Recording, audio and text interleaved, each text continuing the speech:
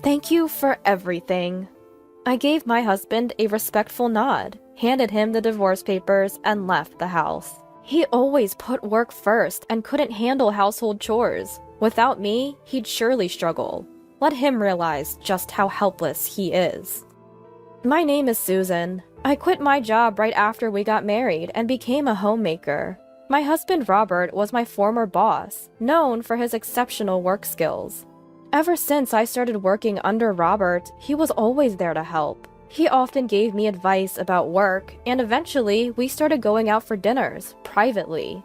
We began dating secretly at work and announced our relationship when we decided to get married.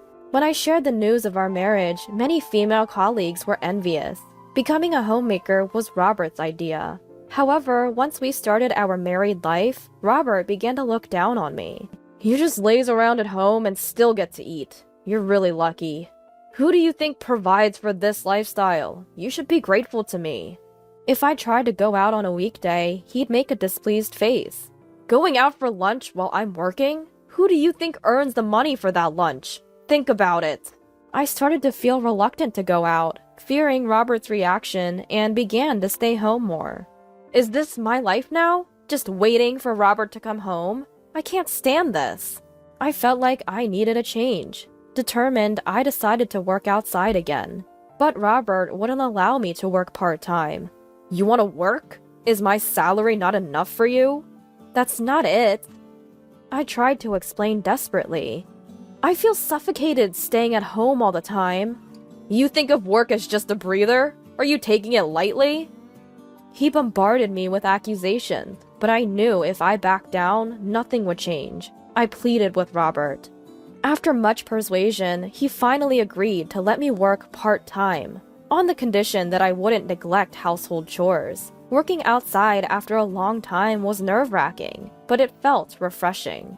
I worked hard to ensure Robert had no complaints about the housework after my part-time job. It was tough initially, but I gradually found my rhythm. Around that time, Robert's mother passed away. I informed my part-time job about the sad news and asked for some time off, which they kindly granted. I went back and forth between Robert's family home and our house, preparing for the funeral and taking care of my father-in-law. After the funeral, Robert told me, "You only need to visit my family home every other day. Daily cleaning and laundry aren't necessary, right? Just prepare meals that my dad can easily heat up." It seemed he was concerned that his needs would be neglected if I visited his family home daily. If I continued to care for father-in-law, I wouldn't be able to keep my part-time job. When I expressed this to Robert, he responded with annoyance. "It doesn't matter if 1 or 2 employees are absent, right? Just reduce your working days. If they complain, just quit. It's not like you're earning much. It's just a breather for you." Reluctantly, I reduced my working days, but I felt guilty for constantly asking for flexibility.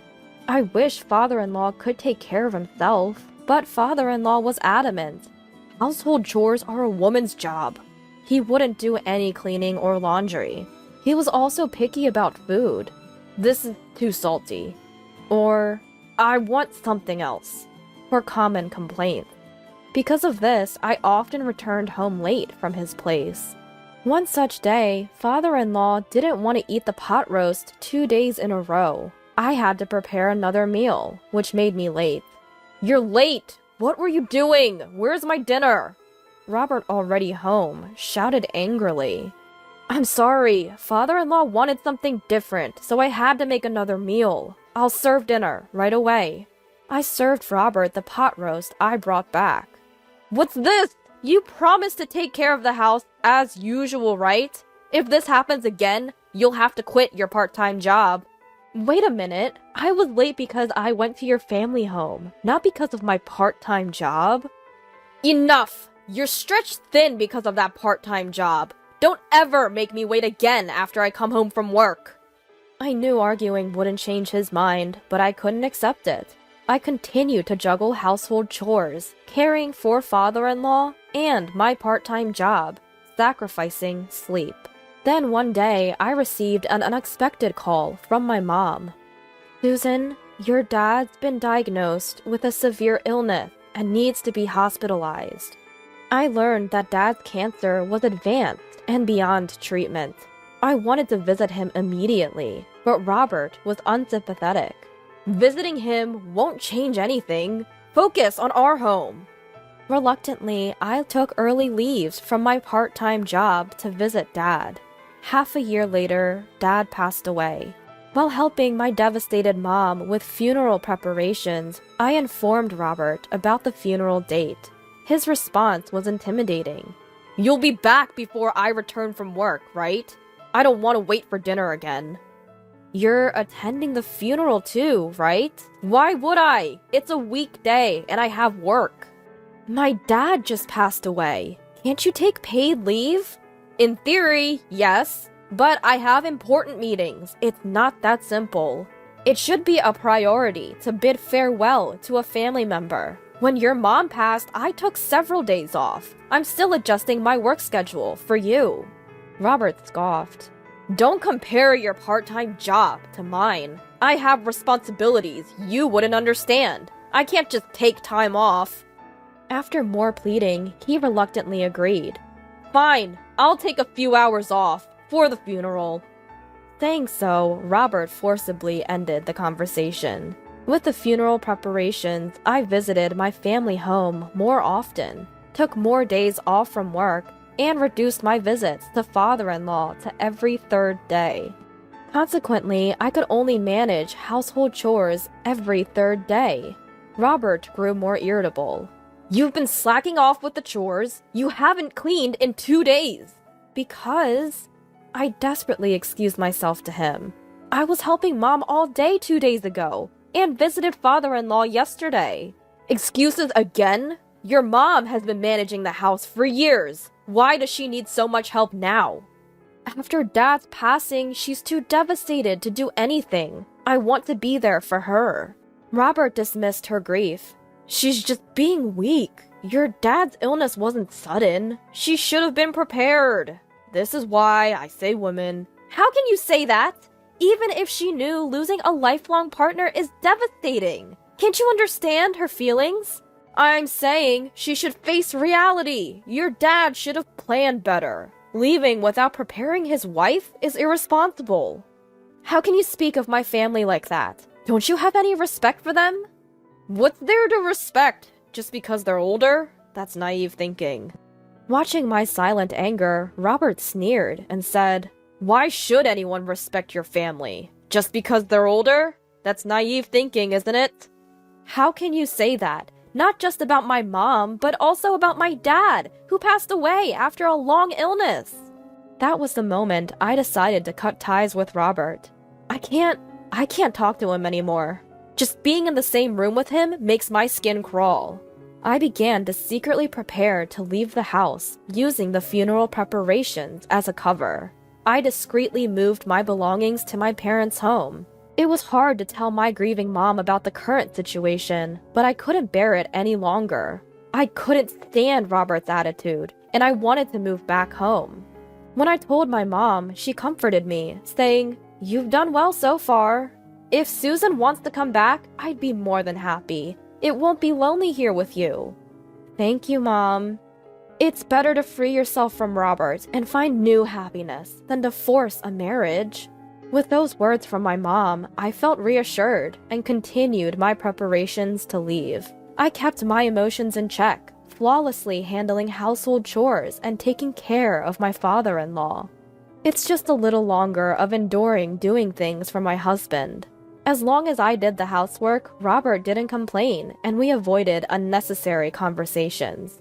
On the day of the funeral, after briefly paying his respects, Robert returned to work without much of a goodbye. "Robert, you're really going back to work, huh?" My mom looked disappointed.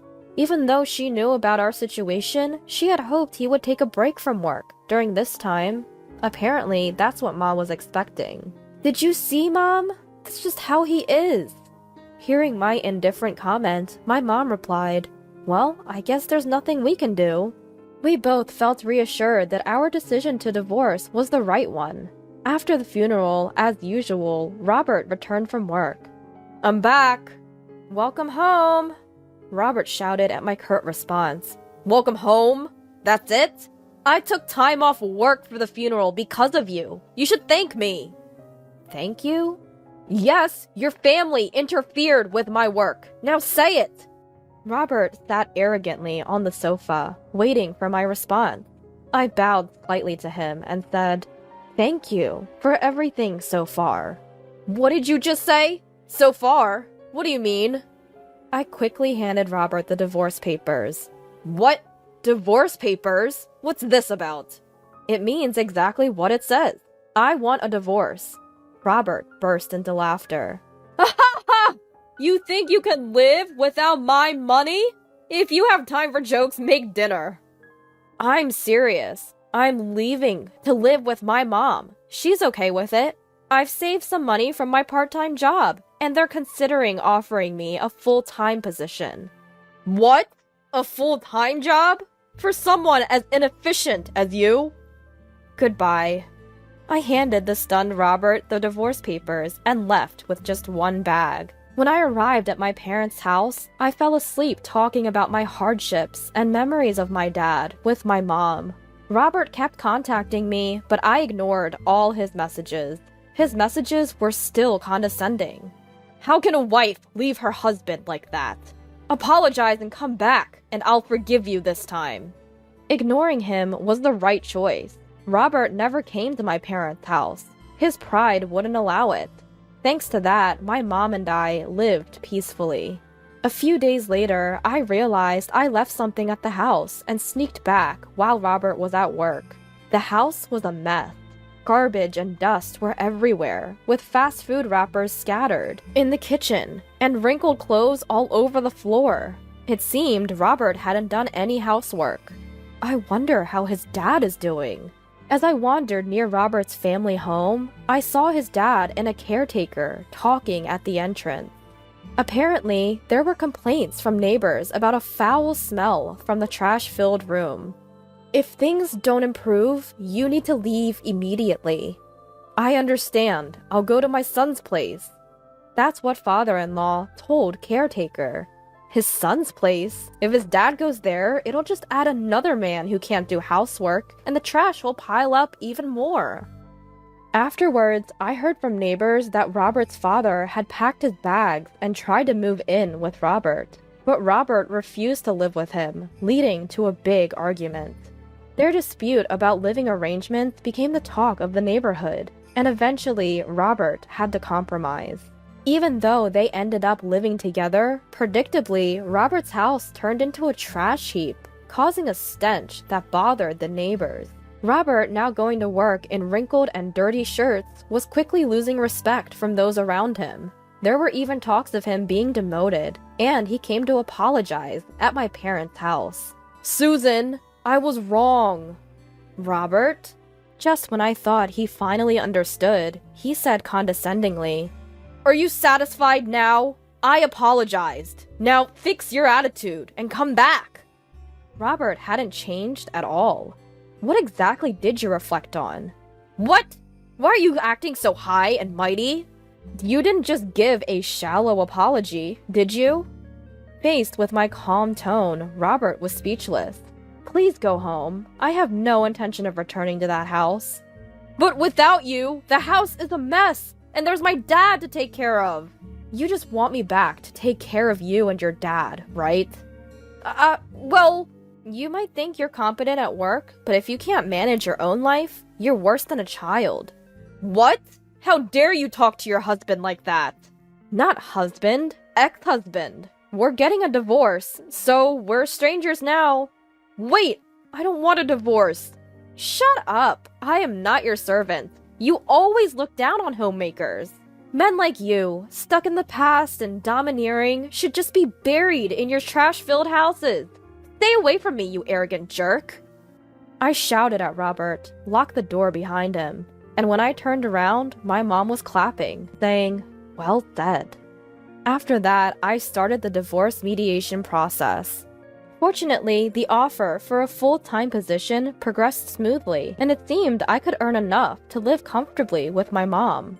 My mom, who had been down after losing my dad, was gradually regaining her spirits now that I was back. Life with just the two of us is now fulfilling and joyful. According to my lawyer, Robert and his dad are still living in their trash-filled house. Known in the neighborhood as the useless father-son duo, they're the subject of gossip. Robert, unable to sleep properly because of the trash, is always sleep-deprived. As a result, he lost focus, made a significant mistake at work, and was forced to resign. Without the means to hire a housekeeper, their future looks bleak. Looking back, I feel foolish for trying so hard to please Robert. I'm grateful to have escaped a life of constant endurance.